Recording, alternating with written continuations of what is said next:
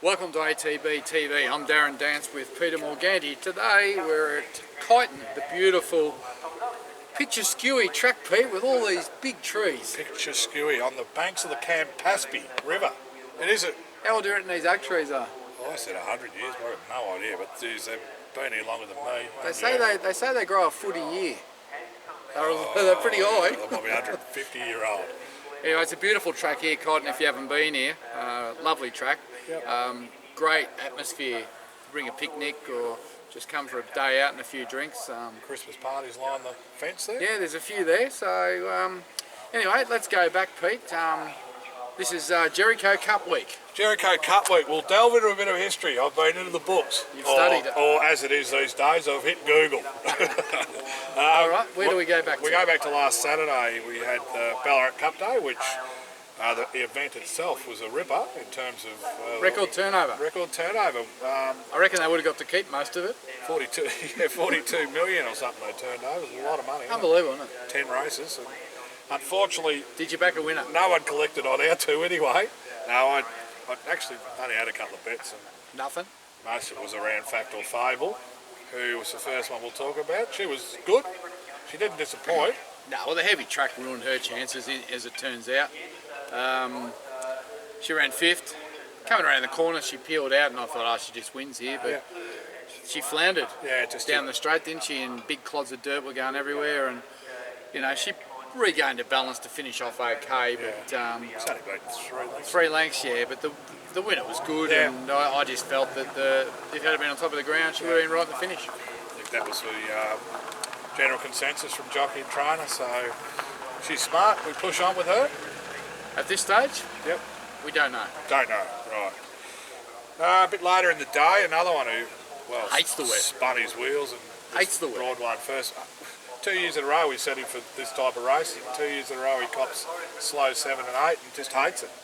Yeah, got to run on bitumen. Well, it's probably... It was only Saturday, Sunday that was rain affected. Right. Good 3 at Sandown yesterday, so gee, you can be unlucky. You set the horse for that race for weeks. Yep. And bypass other options, and then you get there and it's heavy 9 or heavy 8. And I think we all probably thought at the 500 he was a genuine top 3 chance, if not winning. And the pressure come on. 300 from over, he was gone. Yeah. It's amazing when they don't handle it. They just don't go. They don't want to let down, do they? They just don't go. No. Anyway, he'll get his chance. Doubt we'll get another heavy track for a while. We'll go to Waterville to the Karut Cup 1400, which he has won there over that trip. Right. So hopefully. All year we wanted wet tracks at Waterville. We don't want it this next, 10 days time or whatever it is. Kilmore, next day we had Mr. Moneybags. Obviously we went from Ballarat to Kilmore because of the wide gate. Ended up being half that field scratched in Ballarat, but look, horse was too good. The winner was too good at Kilmore, and 1200 was always the trick. One, it was just going to be too short for him. Yeah, well, we didn't want to run there. 1200 wasn't ideal. Ballarat 1400, a wet track, you could flatten the horse, so we're kind of stuck. But he needed a run as we go towards Pakenham, so we had to send him around at Kilmore, and it was only a small field. And what did he run, third?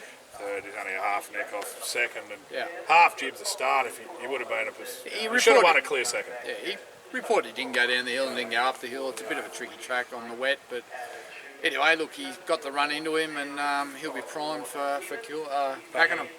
Kilmore's starting to get to that Mornington stage with me. It's not one of my favourites. Sack crack and sack track. Yeah, you're good at this. Yeah, whatever.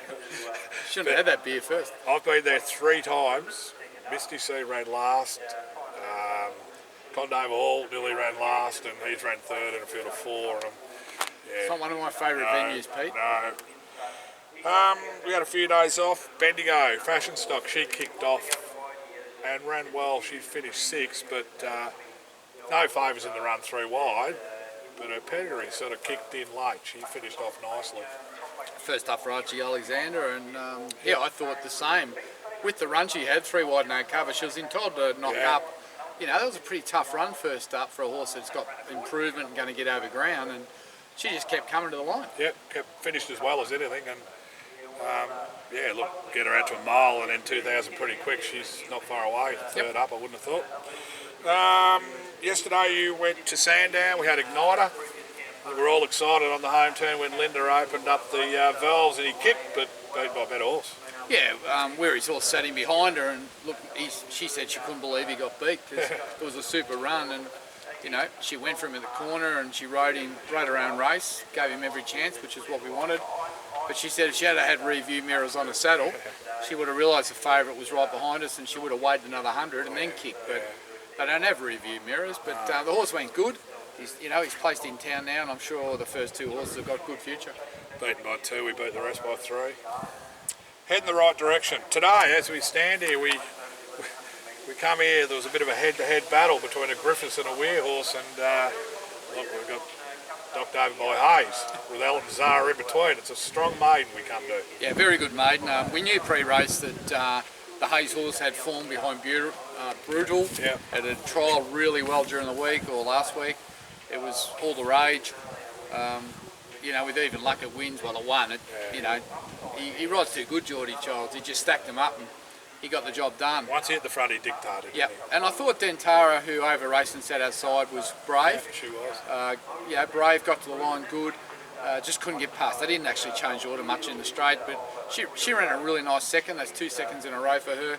She's busting to win a race. I thought her manners were a little bit better again today, even though in Geelong last time, but I thought she ran good. French Fizz, on face value, you could say was disappointing because she loomed up on the corner and then weakened out late, but to run fourth. But I think if you analyse the race, they did go slow early.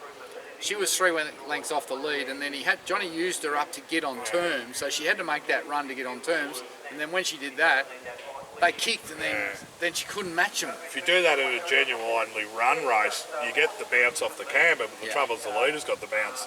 Yeah, particularly here. Yeah, so I think you'd find on face value some people would be disappointed with the run. Yeah. I'd say, look, the first 4 that could have been a maiden at Sandown, it could have been a maiden at Moonee Valley. Yeah. They wouldn't have been any better. They've all got a good future. Yeah, no, I agree. So that's the end of it. Yeah, we talk about tonight now. Now we've got to talk about this week coming forward. Now we're going to rip through these we'll get because through I can hear the horses going to the gate, and we do want to have a chat about the Jericho Cup. Yep, packing them tonight. Tolpa, ready to win. Griffiths, very confident. Jai McNeil on gate 7, 1400, gets her chance.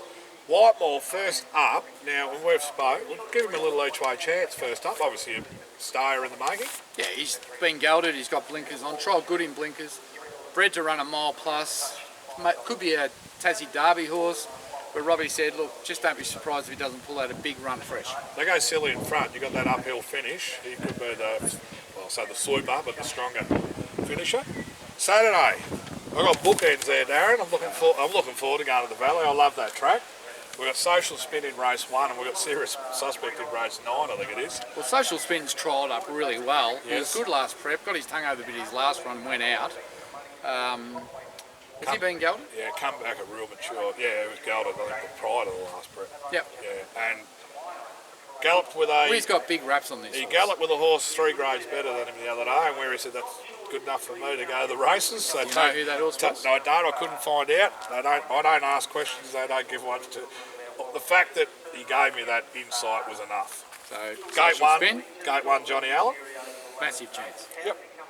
And the other bloke's just racing in terrific form. Serious Suspect. Gate 3, Johnny Allen. Coming off a super run at Flemington over the Carnival, it's $4 chance. Jay Allen deserves to be $4. We'll be right in the race. Godolphin horse. It's an even race, but look, he runs up to that Flemington run. He'll be hard to beat. Exactly.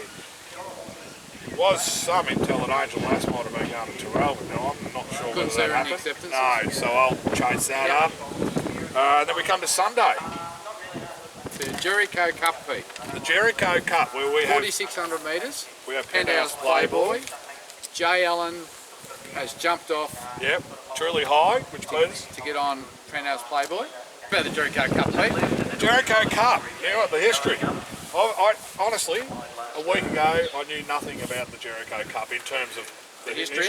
in Palestine. Yep, it was, well, we go back, we're talking about the First World War, and we had 30-odd thousand light horsemen, and I think 34,000 mixed in with Irish and all that. And Lieutenant General Cheval, I think his name was, devised a bit of a ruse to try and get in under the Turks' guards. Obviously there's common ground, and then we had the enemy ground and where we were, and this was in the desert, and devised a 5 horse race program. As Bill Gibbons, the founder of the Jericho Cup here at Warrnambool, said it was a real Aussie thing to do, sitting around, the enemy are over here, we're here, well, let's do something. They come up with this race meet and had a 5-race meet. One of the races was a 3-mile Jericho Cup. And that cut the long story short, the winner of the race was a horse called Bill the Bastard, which is a book. Now, if you want a Christmas present, get this book because it tells a lot about that race, but just the history of the war and all that. And, written by a little Indigenous bloke called Jackie Muller, won the race by half a length over 3 miles. The key to all this story was while they had that, they were able to get, as Adam Olszanski gets the winner across the line, they were able to get in behind the Turks' lines, and it was a bit of a crossroads in the war. So it was a decoy. It was a ruse. They put this on. The Turks. Do you think they were watching? The Turks, as it says in the write-up, the Turks were all watching it. There was 10,000 neutral spectators who were watching it. So it was a bit like, let's have a free day off. We're doing this. Is no war, but they were able to get 34,000 light Kingsmen behind into the enemy lines, and it helped bring the war to stroke of genius. Yeah, and what I find amazing is, we've got all these people over there fighting a war in enemy territory, and they have a horse race, and the enemy is sitting there watching. Like, I would have thought they'd just get their guns out and start pot shotting. Well, it was put, the way they did it was out in the sand, so I mean there's desert for miles, and so open that they could see what they were doing. They were up in the bushes and all that. Out of range, obviously out of range and looking, and during the night. Do you reckon there was a few Aussies there just had guns in case? I don't. Now, I went a little bit further into it, thinking, what type of horses did they have over there? Yeah. They were called whalers. Whalers, yep. Which were New South Wales bred type of horses when they were first brought over, and they were a real hardy, tough horse that, obviously back in the 1900s, early Australia, they were everything from a motor car to your, ploughing your paddocks to everything. So they were a real hardy steed. They could actually go 3 days in the desert without water. Unbelievable. And what they were always a little bit careful about was when they did find watering holes, they wouldn't let them drink out of it because the Turks would poison the holes. Is that right? So when they were on a stretch where they knew they had 2 or 3 days with not much water, the light horsemen actually shared their water with the horses. So there's some iconic photos I've seen of them kneeling down at night, tipping their water into their hat so the horses could have it. So they took the risk of them being dehydrated because without a horse, they were buggered anyway. So they had to look after the horse. So it was really interesting just delving into all. That's pretty bad. Poison in the water holes. Yeah, well, they just couldn't take the risk because if the horse was gone, you were gone. So as Billy Gibbons put it correctly, that they were an extension to them. The horse was yourself. Yeah. So well, that's the really looking forward to Sunday. I must say, it's I'm just looking forward to going down there for the day and just to see everyone there and celebrate what happened there, and to be part of it and have a runner in Penthouse Playboy is fantastic. Yeah, and I think now it is for Australian and New Zealand bred horses only. It is a high weight race. Yep. So all the jumps jockeys are on board, and we get a chance to rattle around for a couple of $100,000. 200 grand to the winner. Yeah. And it should be just a lot of fun. Are you looking forward to it? I am. It's something new, probably Pete. It's something different. Just this week, they brought the field out early, I think, so that it could actually grab some legs. It's worked. And I think it's a great thing that bring your kids along because they'll learn a bit about history. I think that's one good thing that what Billy Gibbons has done is it's actually brought out our history and relevant history. Way back then, who knows how it would have evolved after what happened there with an iconic Australian thing is a horse race over there in the desert, Palestine. Well, that's what's going to happen. Do we watch Sunday. it on the hill, Darren, though? Well, I don't think we'll have time to get up and down. Because we've got to get down to where the winner's stalled, don't we? Well, it'd be nice. Whether he's seasoned enough, I don't know. But Johnny Allen, 2 things. Is he seasoned enough? And it's the Grand Annual trek bar the jumps, obviously, and 900 metres. He said it's the up and down hills and getting your horse. He's a big horse, as we know, so if he can get around the circuit, I know one thing, he'll stay. He'll stay all day. Yeah. So that's, I've got not much more. That's it for the week. Monday, we're back to our free Mondays. No race day Monday. And then we wind up at Sandown next Wednesday. Where's Write Your Name will run. Write Your Name will be there. And I think Babes in the same race. Heard someone said he might have tried all right in blinkers, Pete. And Avoca. Hey? I didn't film that one. Didn't you? No. Dropped the camera? Ran out of battery? Well, there's a story behind it anyway. You never filled it really? He was in the trial after. Oh. And there was nothing in the trial before. And I didn't film it. Oh. And then He was in it. Archie's right-hand man come and goes, "Did you film that? Geez, that was good." And I'm going, I just sort of went white in the face. I said, "I've deleted that because there was nothing in it." Oh. Anyway, Strategic. Well the played. trial, yeah. Well played. It is somewhere, but I won't mention it. It is up because there was a chap on course doing it, but we won't tell anyone. All right. Well, that's it. I think you gave away enough info anyway. Looking forward to Wednesday at Sandown. Really looking forward to Warrnambool. Congratulations to the club. Congratulations to Billy. Yeah. And if you Brilliant. get hold of that book, Bill the Bastard. Apparently it's a really good read. I can't wait to read it myself. I'm a Jocks and Socks Christmas person, but I put in an order for Billy the Bastard, the book. It's going to be hard to find. Probably Anyway, will be. we're going to cut it there this week. And I think one of our owners is not too well. Pete. Don. Don from Warrnambool. Oh, yes, Don. In Penthouse Playboy. Yes. Very unwell, Don. Cheerio to you and Kate. Stutchbury. Yeah, Lovely doing Stutchbury, it yep. very tough down there at the minute in Geelong Hospital. So our thoughts and prayers are with the family. But let's hope Penthouse Playboy. Wouldn't that be a great result if that could get up and win for him? Just bring a smile to the face and, yeah, just take the mind off everything else. And, yeah. See you at the Bull. I don't think it's too